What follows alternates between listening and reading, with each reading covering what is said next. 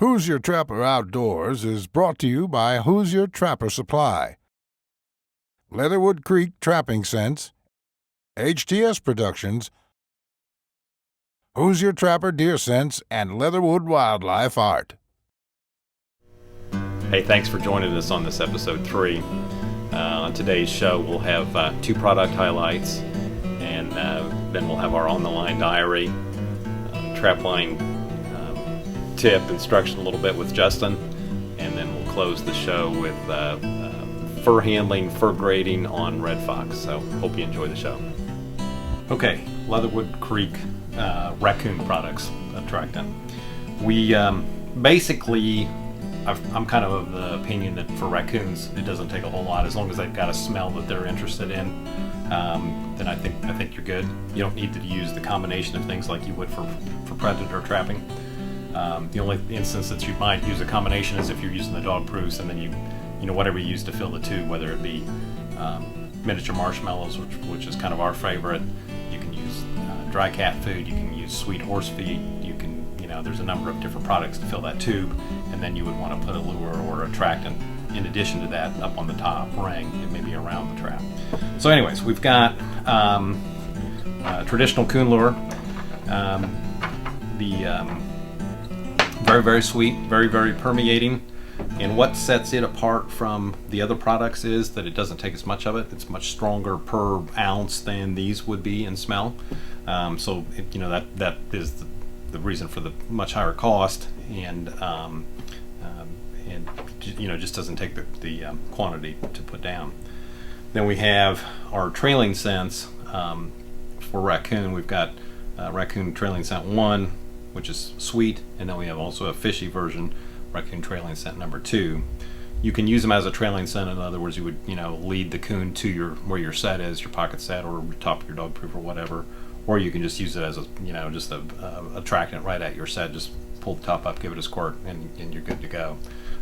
Very handy to use. And one thing that we use quite often. And then also our Sweet Success coon bait. It's a paste type coon bait. Very, very sweet. It's an excellent on top of dog proofs, on the dog proof, once you've got your filler in there, your marshmallows or whatever. So good permeating smell to it as well. So any of these will work on coon. I think if you give them a try, you'll appreciate them.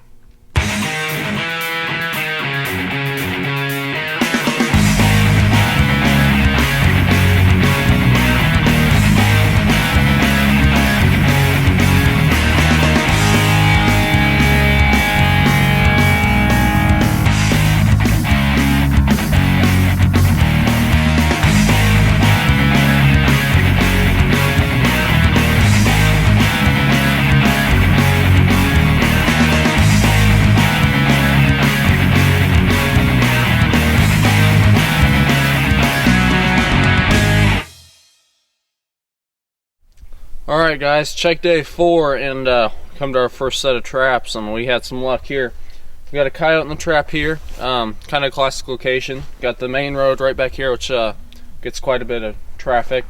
We got a fork in the road where basically 2 roads meet, but there's a double crossing, if you want to say. Thought it looked good. Found some sign here when we originally set, and it paid off.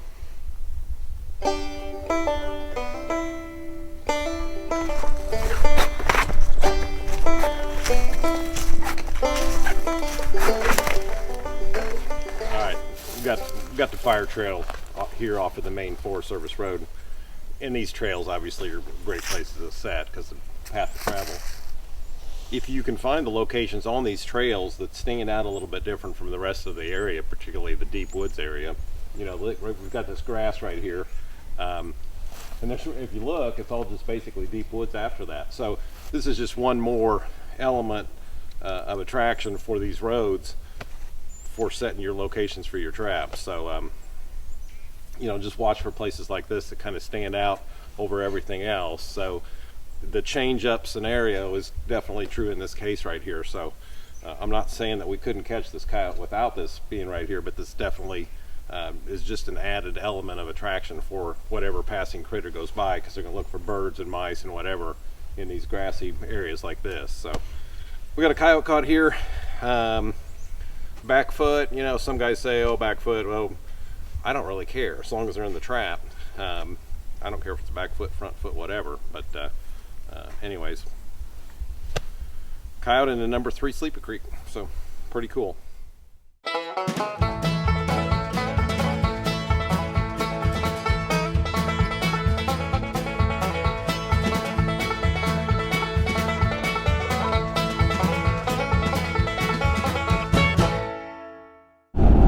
All right, check day 4, 2 coyotes so far. A little after about 8:30, we're gonna go meet up with our Arkansas buddies and run the rest of the line. We've got a lot of traps with set, so hopefully the rest of the day will produce pretty well and see what happens. But we just looked at that spot where that skunk was yesterday, that spotted skunk, and it didn't disappoint us. It was still reeking, so hopefully that'll attract something in there and we'll catch something. So anyways, we'll go see what our Arkansas trapping peers, how they've done. So let you know what's up. Yep. I guess the drags work. Yep. Yep. This is funny that there's a coon just Up on top of the mountain. I know. I mean, you know, just no water around that I know of, and Not what we're after, but I'll take him. yeah, heck yeah. Anything in a trap other than a skunk, a possum, and a whatever else. Yeah, that's right. All right, Jared, what do we got here today? Well, this is where I caught the gray fox yesterday. Remember, he was in the culvert. The one that went after Jake. Trap bed's here. You can look right here, lay him flat.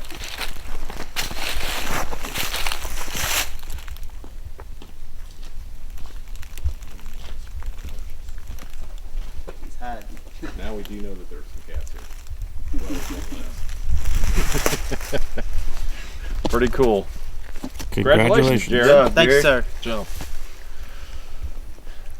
You awake? Oh, yeah. Did you catch it? All right, we got a good location here. Obviously paid off. We got a gray fox right here. Seems like in Arkansas, the best places to set are right off the main road. You get these, kind of get these pull-offs or water drainage. Pine thicket. Yeah, pine thicket where all the pines are growing up, and decided to make a set here the other night, and it got a gray fox here this morning. So Very cool.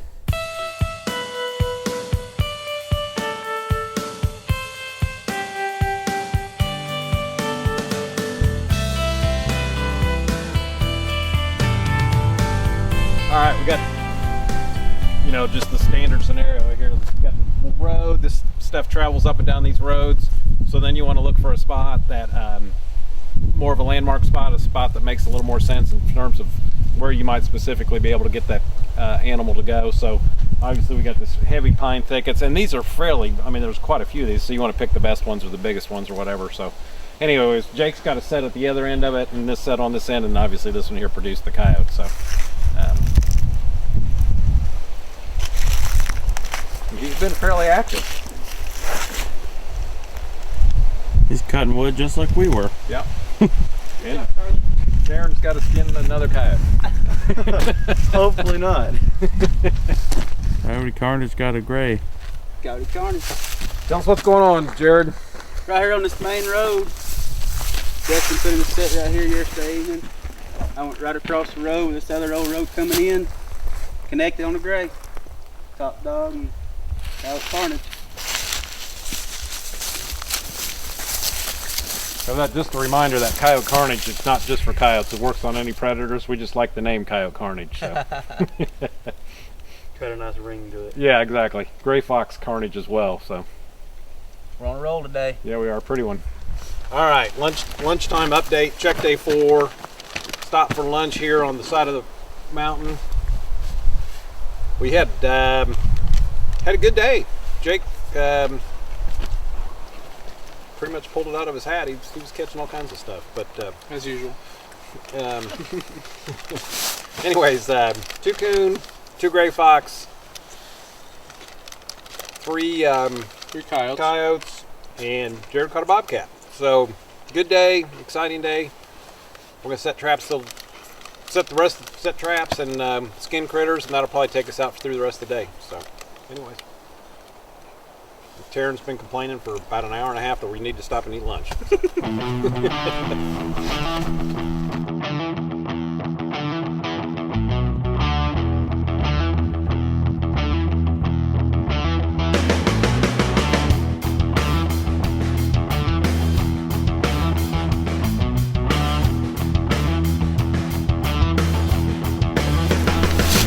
Well, it's time to skin.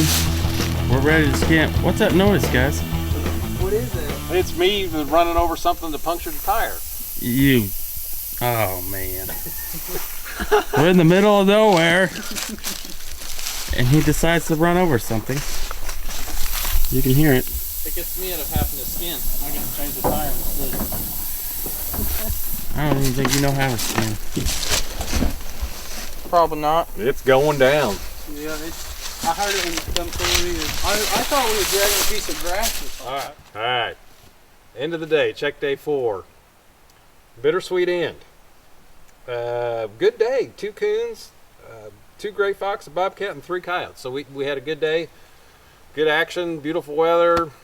Jared here caught the bobcat. Pretty awesome. And Only one downfall to the whole thing. We got a flat tire. yeah, that's the bittersweet end of the day. So now Jared's leading us through getting this thing changed. And anyways, we'll see if we can get out of here tonight before it gets dark and get this stuff skinned up before it gets dark. The sun's going down, as you can see, and we're just scrambling at this point. So Tomorrow's a new day. tomorrow's a new day, yeah. Do this all over again. And we're going to show Taryn how to skin these coyotes so we don't have to skin them again. He'll be skinning them from now on. Amen. So, all right. All right, keep you posted. See you tomorrow. And who knows, we might be camping out here tonight.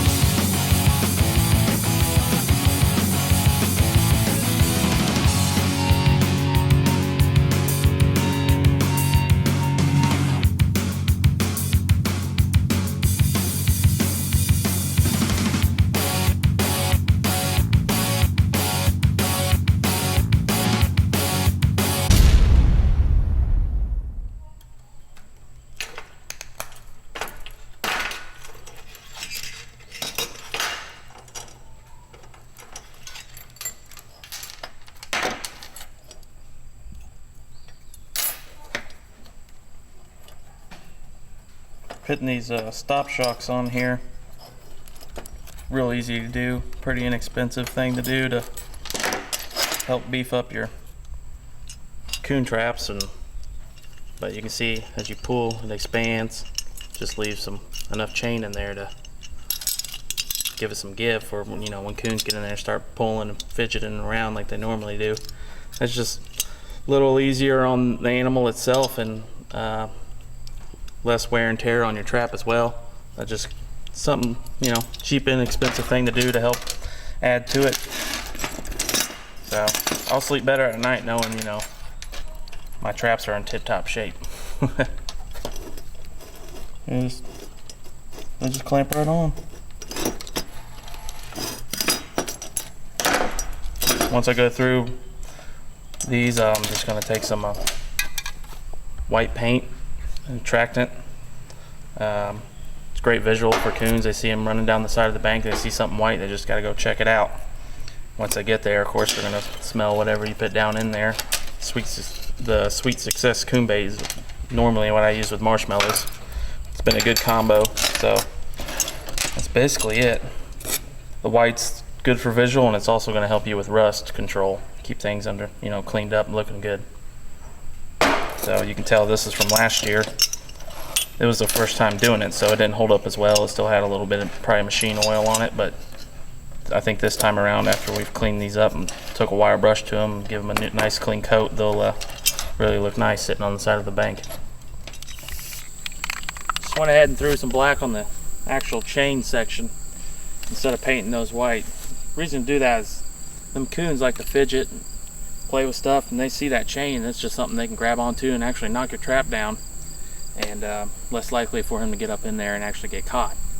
So we're gonna kind of camouflage those in, put some leaves over them, or if you're in the mud, maybe rub some mud up over them. You only want to paint the actual trap itself white,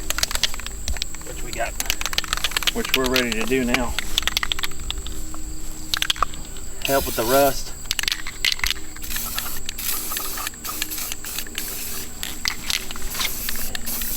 We'll do a couple coats. Throw a little bit on each one and let that kind of go.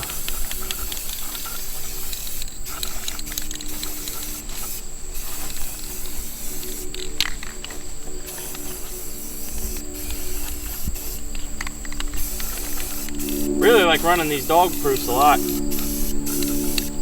They work great. If you haven't tried them, you might want to give them a shot. There's plenty of different kinds on the market.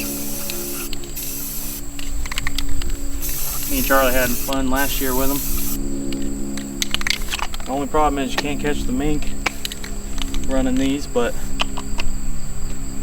just gonna have to mix it up if you want them too. Let those little air dry, then come back and do another fresh coat, and it should be ready to rock and roll. Look pretty good.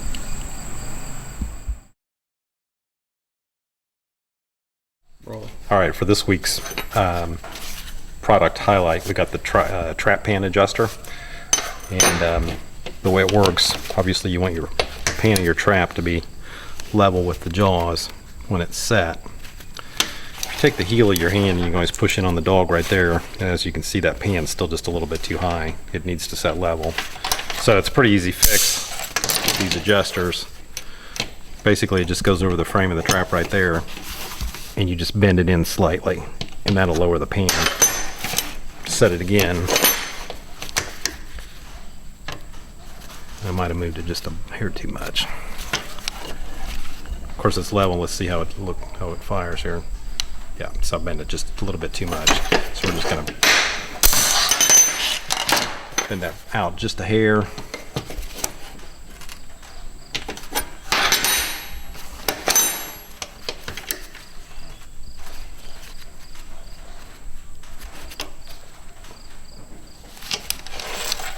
Pan's good and level.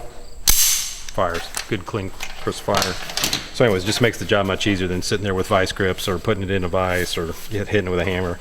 Just easily bend that in and out. One thing about these tools is they're handy to take with you. You can actually put a lanyard or a piece of leather or something on there, keep in your pack basket. And coyotes are tough on traps. Once you make a catch, a lot of times they actually will bend that frame right there, and then you can adjust it right out in the field. So very handy tool.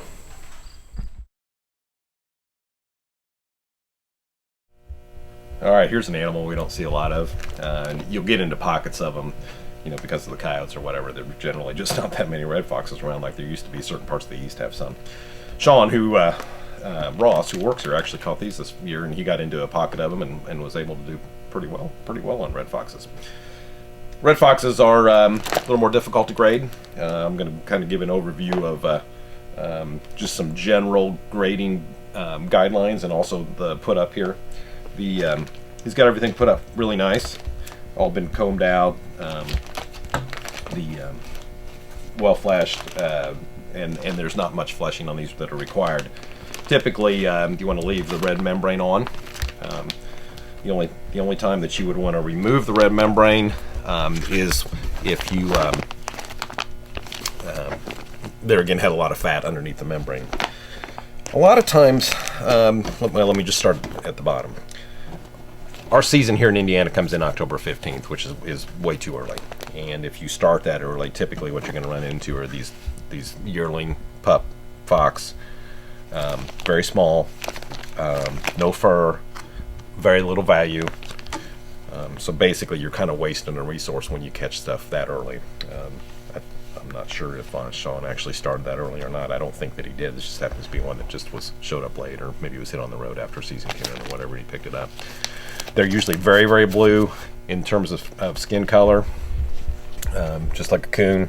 And as you can see, there's just no fur on that. So, you know, this fox, had it been caught later, still wouldn't have been a premium fox, but definitely would have been worth a lot more than what it's worth here. Part of the tail's missing. It's not an issue. They're not bounding tails. They look a lot nicer if you can leave the tail on, but it's fine just like that. It's not going to affect the price. But the quality of that fox clearly is a huge issue. Here it's another fox. just probably caught, maybe late October, early November. Still blue, fur getting significantly better than the one we just showed you. Belly's still pretty weak, not much going on there, but definitely moving in the right direction. One thing about our foxes here in Indiana, we have a relatively small fox, and as compared to a lot of states, which are maybe 4 to 6, 7 inches longer, and the western fox are considerably bigger, but they're much paler in color. So one thing that our foxes lack in size, we do typically have more of that cherry red color, and which is definitely a benefit to us.